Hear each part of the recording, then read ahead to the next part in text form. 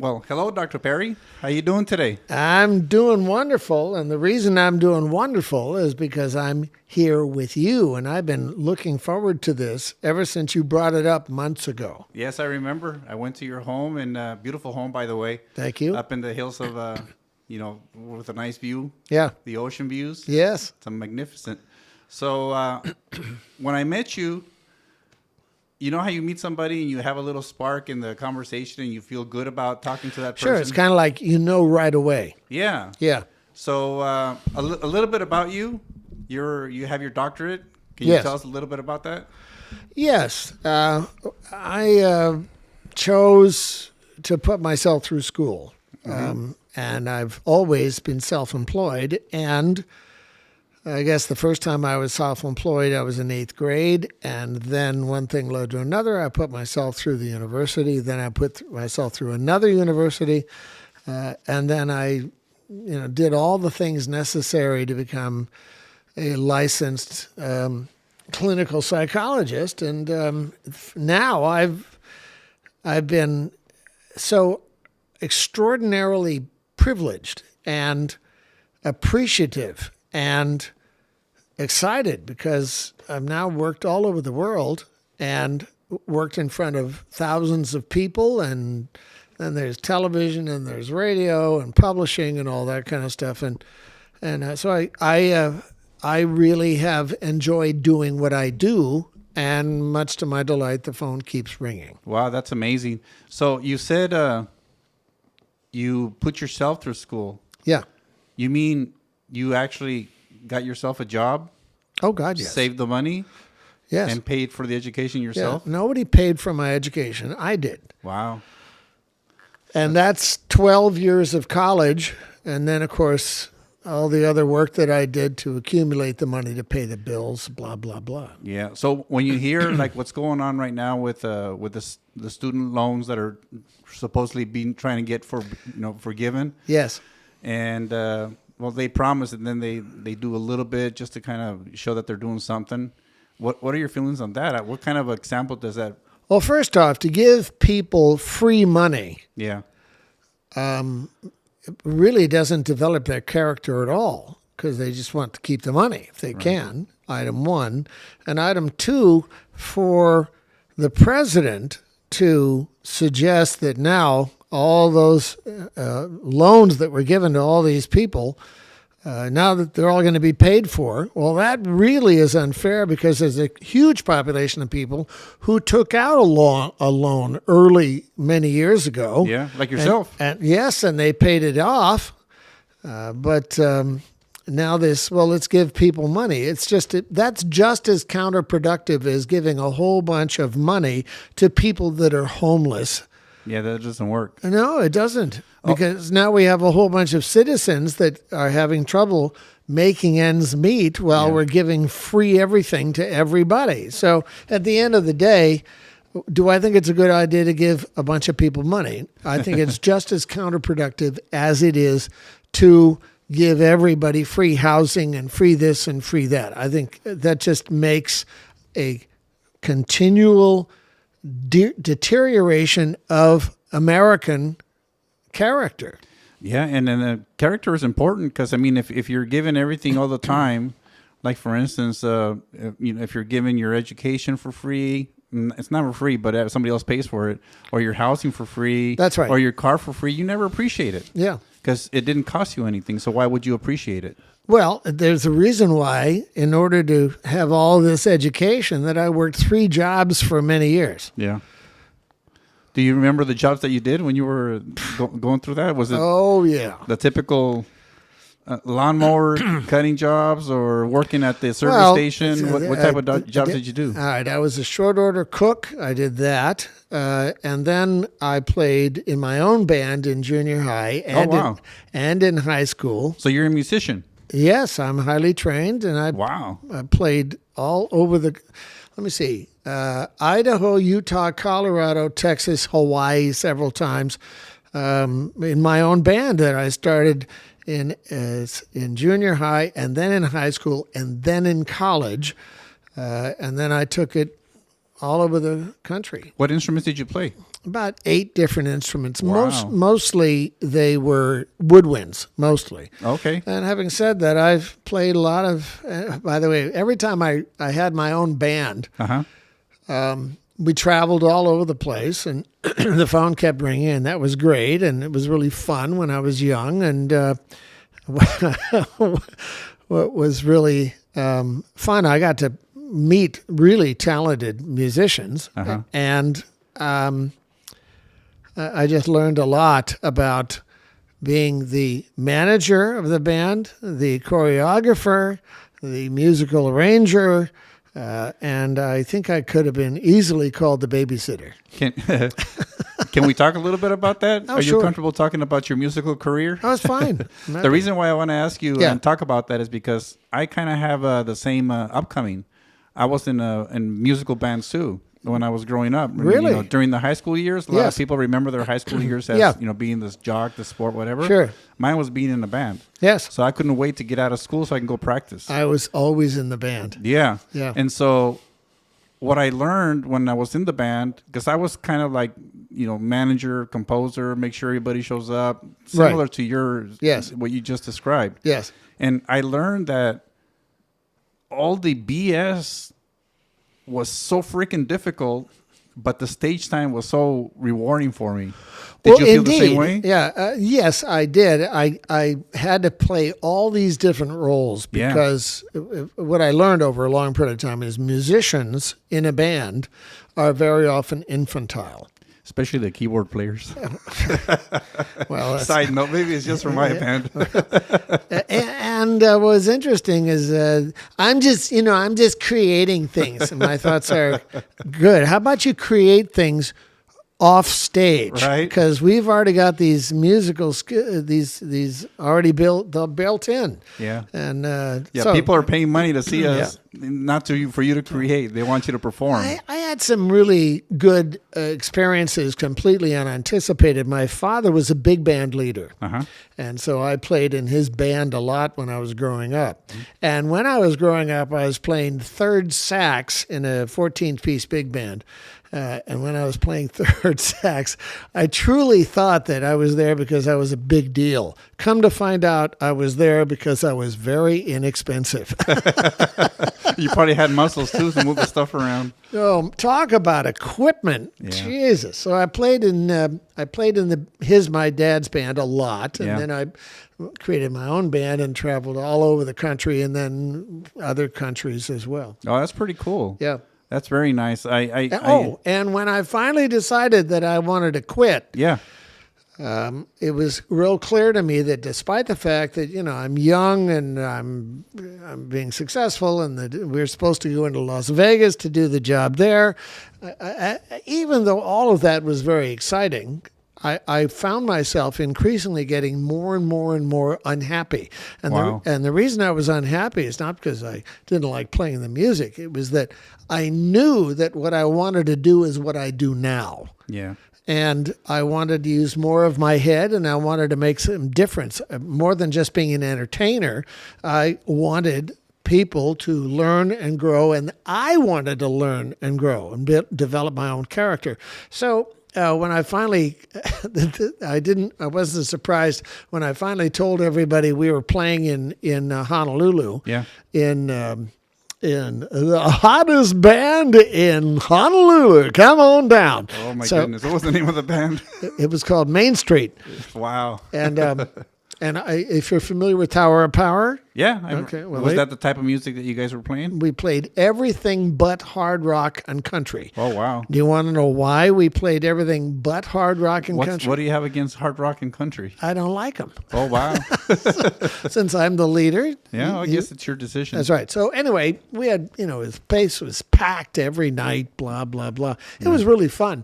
And having said that, when I finally said I'm going to quit because I want to go back to medical school, the band looked at me and said, "Well, what are we going to do now?" And I kept saying, good luck. Whatever you choose to do, Yeah. we're leaving Hawaii and we're going back to California, and then whatever you do is whatever you do. Because you were ready for your next step. I was ready for the next step. And by the way, was it a good choice for me to do what I do now? The answer is yes. Absolutely. But you probably didn't realize that until maybe after you'd made the step, or did you realize that before? I didn't. Maybe it's a little bit like kind of what kind of went through my head. It was like, I love the stage time. I love the part of creating the music and Yeah. making it sound the way it's supposed Yeah. to sound. But it was too much BS getting there, and it's Yeah. just really not worth it. You got to have a real high level of discipline. And fortunately, I developed that growing up. How many pieces was your band, Dr. Perry? It was 6. 6 pieces? Yeah, It was a 6 six-piece pieces band? with 9 microphones. Yeah. Wow, that's very cool. So when you made the step to go into your next profession, and you said, okay, we're going to stop the music part. You guys do whatever you guys want to do. I'm going to move to the next step. Is that yes. when you started working to get the money or the funds to start going to your profession that you have now? I'd always been self-employed, so I was always figure out a way to barely make ends meet. And having said that, when I went back to the university, Yeah. by that time I already had a master's degree, and so I went to the professors and I said, "No, I want to become Dr. Perry." A master's in what did you have? Master's in what? In psychology. In psychology. Yeah, Okay. but then I went to, clinical psychology and all this other stuff that required ultimately 12 years of work to get qualified to do what I do. Wow, that's pretty impressive, pretty cool. So you've always been, you said self-employed. Have you always had that entrepreneurial Yes. mind in your? What put that in you? My father. Because most people grow up, get a job, work for somebody else, get a degree, go work for somebody else, invest in the company you're working in, and go work for somebody else, Yes. and then retire and be happy that you're getting minimum wage so you Not can me. afford the. I've always been an entrepreneur, always. Yeah. And the great news is my father taught me a lot about how to make money and how to entertain. He was really, really skilled as a big band leader. Yeah. So I learned a lot from him on how to do that. And then I've always been quick story. You're familiar with Charles Schwab? Yes. Okay. Yes. Now, that's one of my major clients, and I did some work with Charles Schwab and met him and spent a fair amount of time with him and his senior executives there. Well, let me pause you a little bit. When you say you work for They, Charles Schwab, they hired me. yeah, but you also do consulting. And Oh, you yes. also do I did, other things. I so did, yeah, so I did a lot of that with his top people. Yeah. And I was talking to the chief administrative executive, who I became very close to. I'm still close to him many years later. But here's a funny story, which I've told this story 1,000 times. I went up to him while we were in San Francisco, and I decided to pretend like I was belly aching. And I said to him, his name was Ed, and I said, "Ed, why is it that you guys never offer me a job?" And he was looking. He rolled his eyes. And, oh God! And so then I said, nobody ever offers me a job. I mean, they hire me to do stuff, but nobody ever gives me a job. Why is it that you never offer me a job? And he looked at me and he said, "Okay, Perry, I'll tell you why we at Charles Schwab do not offer you a job." And I said, "Okay." So then he said, "Well, if we offered you a job here at Charles Schwab, you wouldn't take it." And I said, "Well, yeah, that's true."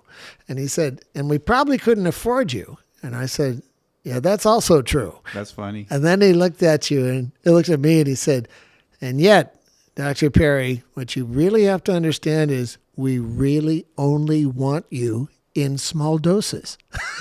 So you're a little bit too much to handle. I died laughing. Yeah, that is funny. Yeah.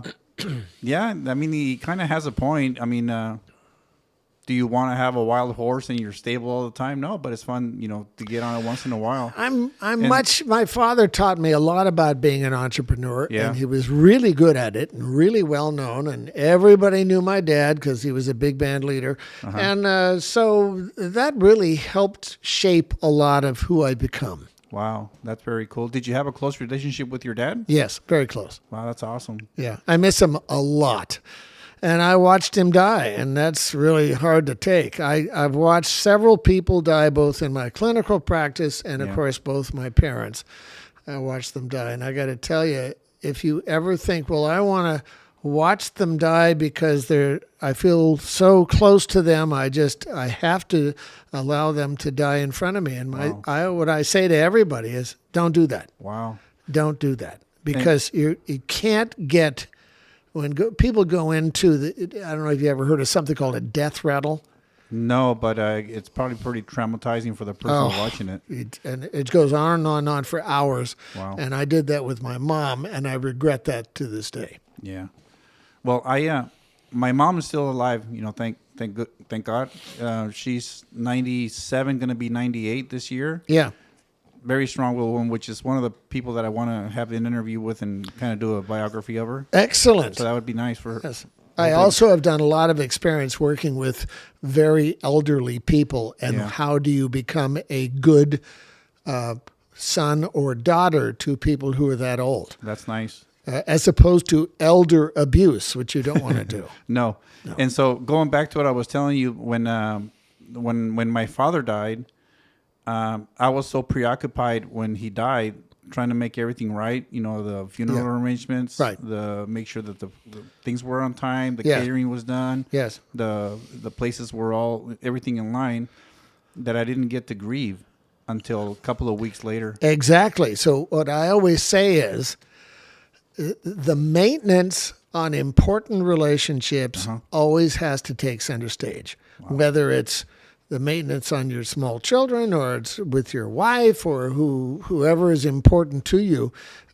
Invariably, most people spend all kinds of time doing a bunch of stuff to take care of them, and then they cost themselves the intimacy that's necessary when somebody's really sick or somebody's deteriorating. So, what kind of advice do you give people so that they can have that bond with that person and have that intimacy where... Well, when I was watching my mother get sicker and sicker and sicker Yeah. and die of cancer, I remember I was talking to a good friend of mine who was much more mature and older than me at the time. And I said, what am I supposed to say to her? Yeah. And I'll remember this one for the rest of my life. She looked at me and she said, just tell her you love her. Yeah. And inasmuch as that for some people is easy to say, for other people to be able to say that and think that is enough is hard to swallow at first. Yeah. For the same reason that, you took care of all kinds of things before Yeah. you could actually grieve. Yeah. Yeah, But I always say, talk to somebody who's dying, and if they go in, if they're in hospice now and they're deteriorating and going through a death rattle and all that kind of stuff, that's just really painful to watch. And I watched my mom at 11 o'clock at night Yeah. die at 5 in the morning. Yeah. But back to what you were saying about that bond that you want to have that with the important people in your life. Yes. When I went to go visit my dad when he was in hospice in the care center where they were taking Yeah. care of him, Right. a lot of times I would just go in there and I can see him relax. I didn't have to say anything. Exactly. All I had to do was just sit there and say, "Hey, Dad, I'm here." Because And then you not- had the bond Yes. and just the closeness. Yeah. For the same reason, you've had dogs in your lifetime. Yes. Okay. And if you've had dogs... Not my dogs, but I've lived with dogs in my well, house. I've lived with lots of dogs, and I have one now that I just love her. She's She's a good dog. I've met her. That's right, and Yes. she's a wonderful dog. Yeah. But the She almost reality is, bit my leg off until you said it was okay, and then she was fine. right. So what's really remarkable about having a dog is just having a dog that's there for you. Because, for example, when my wife is sick, the dog will not leave my wife because she's sick. When she's unhappy, there's the dog all the time. So what I'm trying to say to you is what is really so blatantly obvious with either a dog or a brother or something, if somebody's dying or deteriorating, Yeah. and you cost yourself the moments of closeness that you could really have before they expire, Yeah. then you can never get that out of your head. True. And yet, what's hard for me to get out of my head is watching my mother die from 11 o'clock at night until 7 in the morning. Yeah. And just to finally breathe her last breath that's just really hard to do. That's why I always say, just tell her you love them. Yeah, it might have been really hard for you, and I can see it in your expressions that it really hits you down deep, which means your bond with your mom was really strong. And Well, the answer is yes and no. My mother was. I don't know that I ever thought that my mother was ever happy. I don't. She was a very, very. was she a hard-headed woman? Oh, she was abusive, and she was afraid, and she was angry, and she did all the things that angry, miserable people do. Yeah. Having said that, I miss having the closeness I had when I was little. Yeah. And having said that, just what I'm trying to say to you is, say to somebody who is beginning to expire, Yeah. tell them you love them, and hold their hand. Well- But to spend the next day and a half watching somebody go through a death rattle, it's hard to take. Yeah. Well, hopefully, I mean, I know it's no consolence to you because whatever you say about me losing my dad, it's really not going to change the way I feel about my dad. Exactly. But hopefully, on that last moment when your mom realized that you were there at her bedside, she maybe in her mind said, I wish I would have did it differently, I was there at her bedside at 11 o'clock at night, Yeah. but I was at her bedside all the way through to the last breath at 5 in the morning. Yeah. And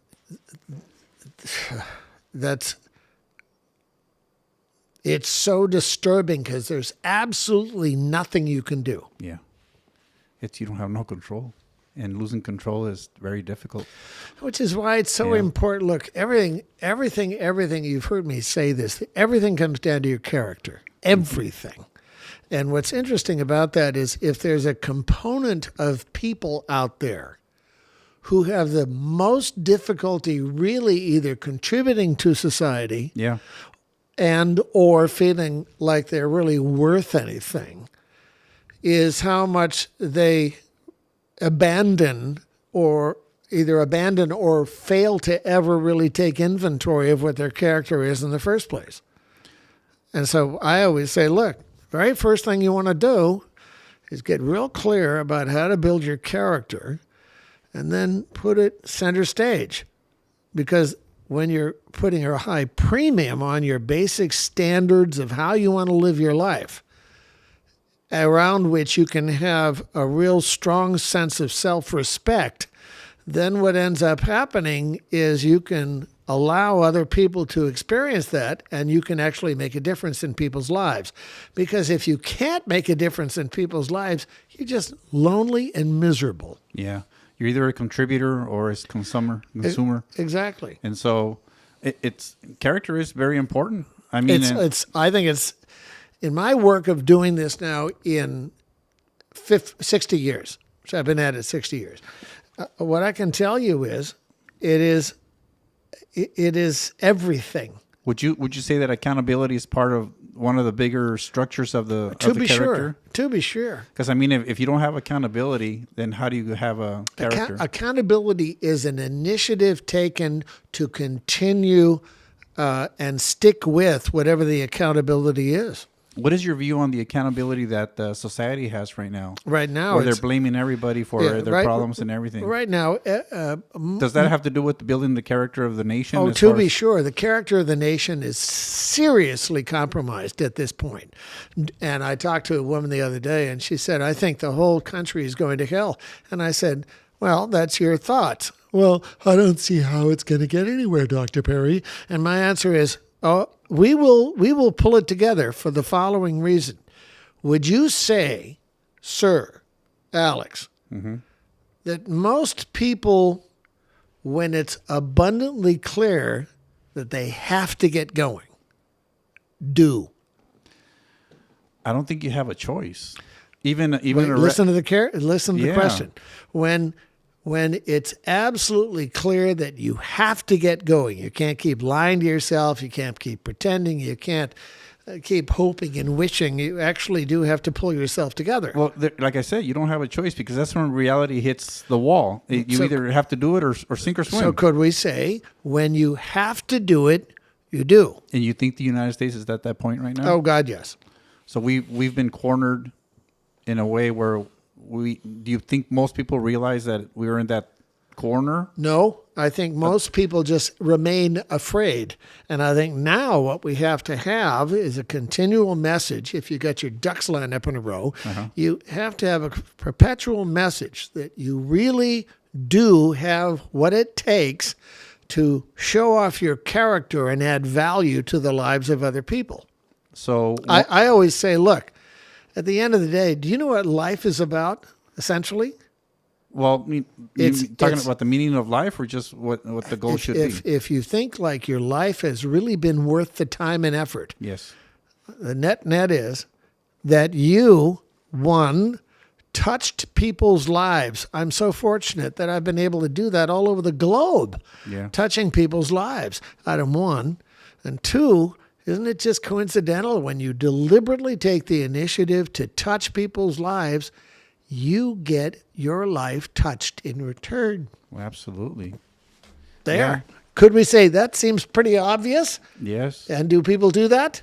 Yeah, it's a you see this just to narrow it down and put it on a more understandable scale so people can understand what we're talking about, what you're talking about. When out of the kindness of your heart, you give a gift to somebody. Yes. Yeah, the person receiving the gift is happy and content, but I think the person that gets the most out of it is the person that gives the That's gift. exactly right. Because it gives them the satisfaction of giving something that really didn't have to do it. To be sure. And let me also say to you, for those people listening that either want to talk about religion or they don't want to talk about religion, Yeah. I've done a study for many years of world religions, some of which I disagree with, some of which I think have some value. But all I can tell you is if you just look at the Catholic brand of religion, there's one thing about the Catholic brand that, in my view, is really worth mental health, and that is the concept of forgiveness. Yeah. Because when you can forgive yourself for screwing up and you go clean up your mess, and or forgive other people for behaving the way they do, then you get out of emotional prison. Yeah. So that's why I feel so unbelievably fortunate and touched and appreciative and fascinated that as I continue to work and develop my own character, Yeah. the privileges of affiliating with people that really are very impressive, for whom I have abiding respect and affection, is huge. And nobody gets that if they leave their own character alone. Yeah, I understand that. I mean, that's a strong statement, and you're right. Forgiveness is a big part of that. But Yeah. also, if you're forgiving somebody, the person that you're forgiving has to show remorse, and also show that they're willing to change. To be sure, having said that, Yeah. if there's a need to forgive, Yeah, you got to do it to yourself first. absolutely. And you- most people and you got to do- mean it. Most people don't do that. And you got to mean it. It can't be just a word coming out of your mouth. Oh, I'm sorry. Are you really sorry, or are you just saying that just so you can get out of the doghouse? Exactly right. Yeah. Yeah. Yeah, that's a good lesson to learn in building your character. Forgiveness is probably one of those elements that goes with it. Yeah, it's one of the few things that we can do if we really are willing to pay the freight to do it. Right. And paying the freight means you got to own up to whatever is going on. And if you really screwed up and you made a bunch of mistakes, then you got to own it. Yeah, And but if you also have to be accountable for the errors that you made, and and making make which it right. Which is a form of owning it. Yeah. So how do we tell our youngers, our Children. 20-year-olds that are going into Yeah. from going to school, college, into the profession and working?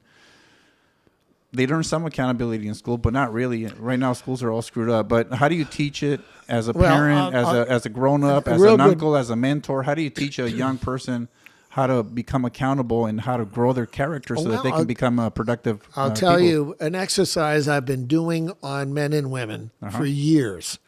And I always do the same exercise, and I'm going to ask you to do it at some point. Okay. But you presently have a phone, and in your phone, you periodically, I presume, you send messages, text messages to your lovely. Is that correct? Absolutely. Okay. I met your lovely. She's a peach cake. I married up. What can I say? You did good, and she's still wondering why she chose you. Well, okay. Sometimes I'm pretty sure she is. Okay. All right. So, by the way, you will make sure you give a hug to your bride. Absolutely. She's just a peach cake. Okay. So, I do this all the time, and I'm just amazed at how it plays out. So, you will send periodically a text to your wife. Is that correct? Yes. All right. So here's the exercise I've given to hundreds and hundreds of guys all over the world. I would say, can you pull up your, in this case, I'm talking to guys, but I want women to do it too. So but in this case, though, we're talking to guys. Right. So what you're going to do is, I always say, get your phone right now and tee it up so that you can send her a message without sending it right now. And he says, okay. Or you would say, okay. And I said, okay. Now, before you do anything, I want you to write 3 words. You're going to send her today, right now, one message with 3 words. And then they always say, what do you mean? I said, okay. This is what I want you to do. And if you don't want to do it, don't. And yet my recommendation is, if you really want to touch people's lives, because you heard me talk about life is about touching people's lives. Yeah. And then isn't it just coincidental when you do touch people's lives, your life gets touched? So this is what I always say. I want you to write the 3 following words right now before you push send. And they always look at me, what am I supposed to do?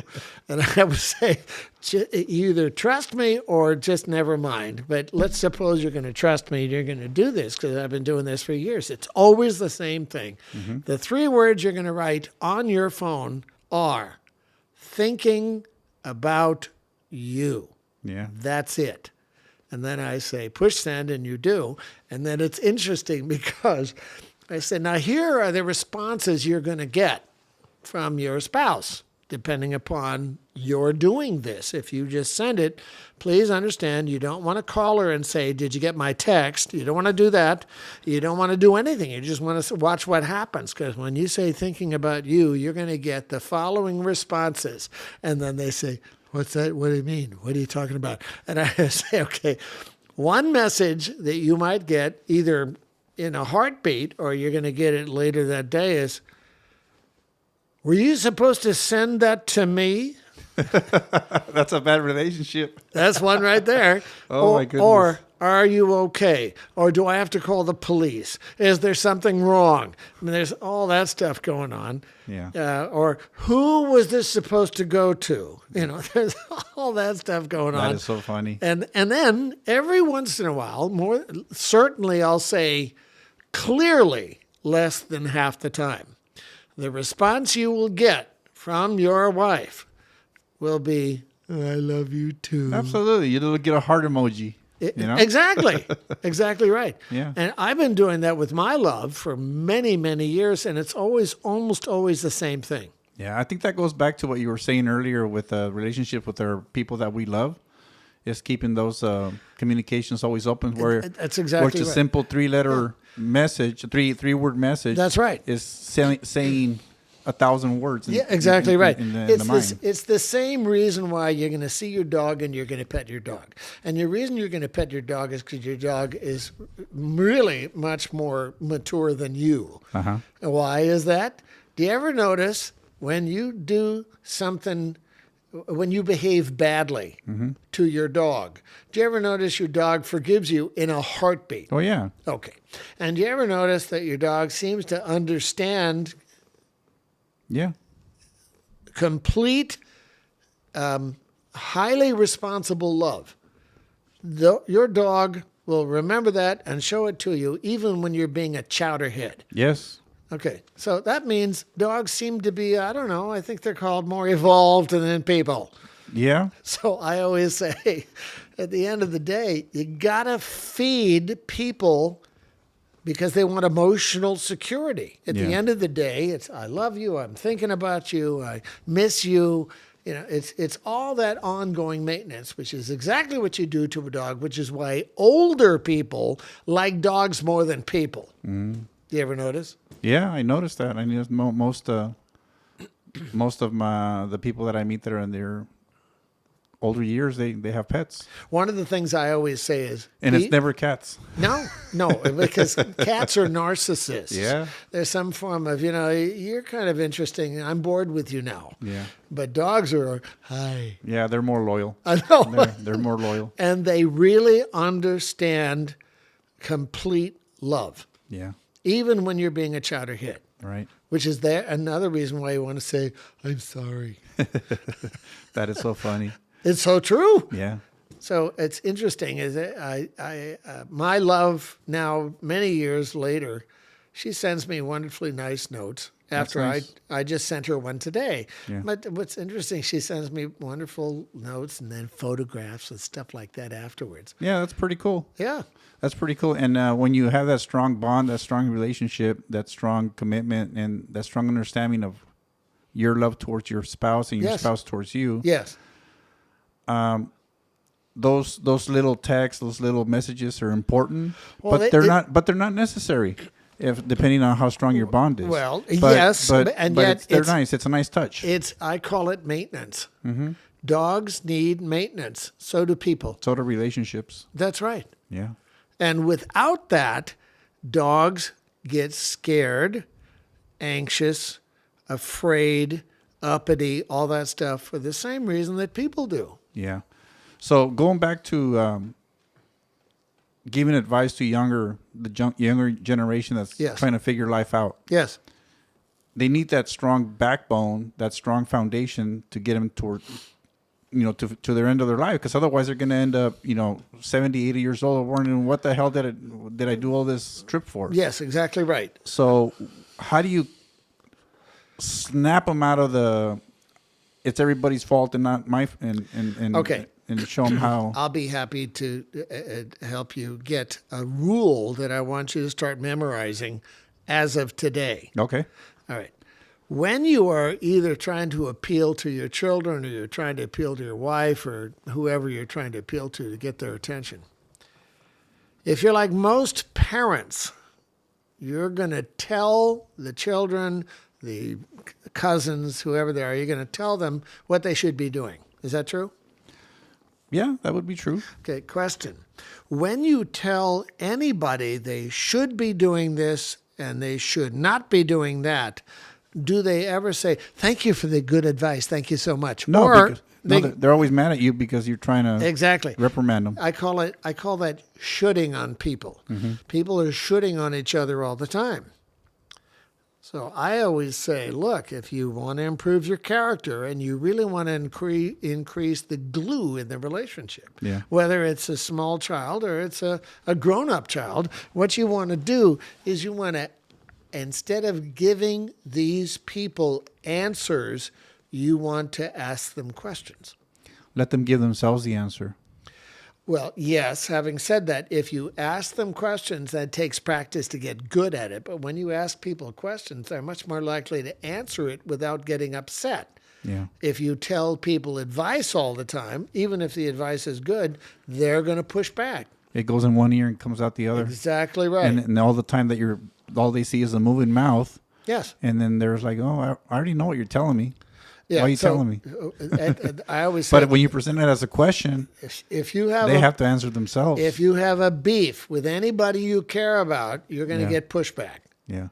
And so if you simply ask questions, Now they got to think about it, and if they come up with an answer, it's going to be by far more thoughtful and touching than getting cranky and defensive. Would it be advised or ill advised if you ask them a question that instead of giving them a lesson, you ask them the question so they can answer the lesson? Would it be okay to expand on that once they answer you? Or is it better just to kind of let them meddle with it and say, you got to figure it out? Yeah, the reality is that people's character will improve directly proportional to how much they give themselves permission to actually think it through. Okay. And when you give somebody advice, however well-intended or however irritating, they spend all their time resisting what the advice is supposed to be, rather than when you ask people questions. Okay. So it's better to kind of let them figure it out. Well, they're not going to figure it out unless you ask the questions. Yeah, you have to ask the question, put it in front of their face. And one of a really good question you want to ask, which takes practice, because getting good at doing what I do, I've been at this my whole life, and so now I'm really good at it. Having said that, what you really want to do is you want to say, I have a question. What are your thoughts about this? Oh, put it in the third person. Yeah, if you say, what are your thoughts about this? That's quite different from, don't you think this is a problem? Yeah. You don't want to say that. They're going to say no. Get the fuck out of my face. Yeah, there's an edit right there. No edits. This is the people talking. We talk like this. I know. Yeah. But what I'm saying to you is you get much better results with people when you ask them questions. Yes. Than when you tell them advice, even if the advice is well intended. You know what? I'm thinking about this in my head right now, and thinking about asking the questions rather than giving the advice. It kind of gives them accountability too. Not kinda. It actually does. Yeah, because it's reflecting on their own terms. Sure. I already know the answer, but I'm not doing it. So if I want this outcome, then I have to fix it. And it's coming out of their thinking instead of somebody else blamming it at them, because they've heard that statement 1,000 times. That's exactly right. From their dad, from their mom, from their uncle, from their mentor, their teacher. Exactly. But until they say it to themselves, Yeah. and hold themselves accountable for it, then I can see where the switch might. I remember when I decided I was going to quit the band. Yeah. After many years, and I was going to go back to school. That was you saying it. That was me saying it. And How many people before you said it to yourself were telling you should do this? With each successive time I was on stage with the band, and there are tons of people around, with each night that went by, I got more and more unhappy. And the reason I got unhappy is certainly not because I hated the music. I loved it. Yeah, we were really good at it for all kinds of reasons. But I know that what I wanted to be doing had to be more legitimate for society than just having people have a good time and drink and dance. Yeah. I just knew that kind of an experience was always going to be less than what I wanted. And what I wanted was, if I was going to get my ducks lined up in a row from a very dysfunctional family that was essentially the benchmark standard of dysfunction, when I decided I was going to pull myself together as age 13 or 14, I just thought, I want to do this. Yeah. And I knew that I was getting more and more, I'll call it lonely, because it was all the same stuff every night. And well, you were living on dessert. yeah, had well, no substance. it was interesting. I learned about the difference between being on stage and getting off stage. I was always on stage, playing or handling or speaking or whatever. Yeah. Well, what was interesting is when I was doing that 6 nights a week for years. In big places, wasn't that cool, but I can tell you, I was getting more and more and more lonely. And the reason I was getting more lonely is because what I was doing, though we were quite successful doing it, is there needed to be more meaning or more contributing from my part to actually influence society, since society was doing so poorly for so many years. Yeah. And so it was interesting when I finally got unhappy enough. I said, I'm going to quit and go back to school. You got to a fork in the road Exactly. and you said, "This is my pivot." That's right. I'm really glad I did do what I do, and I still play music, but I don't do it for a living. Yeah, well, music never leaves the body or the soul. You always want to create. You always want to Exactly. make Exactly. beautiful sounds. And remember, you always want to pay attention to either people or dogs simply because they all want the maintenance. And when you give them the maintenance, you feel more loved. Right. Yeah. And at the end of the day, everybody wants love, care, regard, patience, understanding, flexibility, extra mile. Everybody wants that. Yeah. And they don't know the first thing about how to either accept it or offer it. If they have trouble accepting it, because you'll say to somebody, "Gee, I really like what you had to say. That was really well said." And most people, "Oh, I was just getting by." Yeah. They invariably are always discounting or invalidating the responses they get that actually are compliments. Yeah. And then I've just learned so much about how to deal with people and help them get better sooner, because right now, most people haven't got a clue how to get better on their own. Well, that's because the narrative out in the world, and unfortunately, a lot of people are glued to their iPhones, to their iPads, their computers, Yeah. to whatever the What's interesting about that, since so many kids are completely wrapped up on their phones, yeah.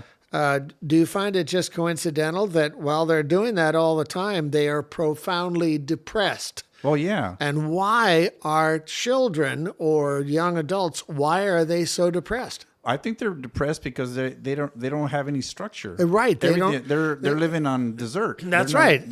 They're not eating That's the right. meal. They're eating the dessert. That's right. At the end of the day, they're more concerned about how they appear in somebody else's brain Right. than how they feel about a relationship that's important. And everybody wants instant gratification. They don't want to make the thing to feel better when they finish Well, building part it. of that is they're afraid of what more than instant. How do I do this more than just in an instant? Yeah. And my thoughts are, you only got to do the maintenance only all the time. Yeah. That's what life is. I have a longtime client of mine who I really admire a lot. He's an attorney, and he's memorized something I told him to say all the time, and he always opens up with it. "Hey, Dr. Perry, if I remember correctly, the terms you want me to remember all the time is it's only about your relationships, only all the time." And That is so funny. That's exactly right. Yeah. It's only about your relationships, only all the time. Yeah, that's very. It's a good way to live. If you work on yourself, person, to be better person to your next of kin or your partner or Anybody. somebody else. Yeah. Like you said, when you dish it out, you get it back in return, and sometimes Exactly. it's 3-4 times as much. And I got to tell you, when I first met you a few months ago, you came to fix the garage door. Yes, sir. And I just liked you immediately. And then when you said, "I'd like to talk to you about a podcast," I mean, of course, I got all sticky thinking about it. Well, I saw, that Listerman I commercial. lit up. You know that Listerman commercial where somebody smiles and you see a little cling. Yes, exactly right. I saw that look in your face. I said, Oh, "Oh my goodness, I Dr. did. Perry, you're And then I immediately thought, you have excellent taste. that's funny." So what I would say to you is, Well, I think let me stop you right there. When I did go to your house and we had that little conversation, yeah, you mentioned that you had a radio show yes, that you were doing like on a daily basis. every Saturday morning. Saturday morning? for 10 years. Wow! And what station was that? KVTA in Ventura. In Ventura. Yeah. Yeah. So I kind of put those two things together, and like music never leaves us. Also, communication and talking to people and Yeah. new relationships never leave us either. That's correct. I really loved being on the radio Yeah. for all kinds of reasons. We had a special song that we had created, and and the phone number to call, and all that stuff. And I loved it in so many respects because I knew I was making a difference, and people would say lovely, nice things to me, or they'd see me, but most of the time they'd hear my voice in public, and they would say, "You're Dr. Perry," and I would say, "That's correct." Yeah, that's funny. But what I'm trying to suggest is I love the radio, and yet it was just by far more expensive because it was an expense to me to be able to be on the radio. Was that something that you did on your own, or was it or were you working for somebody that had the radio station and the radio show? I had to pay the radio station to be on the air. Oh, okay. So you paid for airtime. Yes. And then you try to bring in advertisers to kind of help you with the cost and stuff. But actually, no. I just liked doing what I was doing, and I had a lot of people listen in and want to talk and blah blah blah.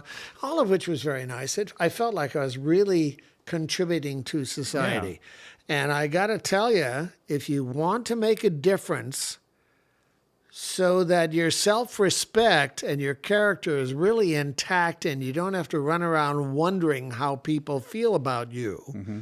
And that's what I've been working on my whole life, and now I don't run around feeling inadequate.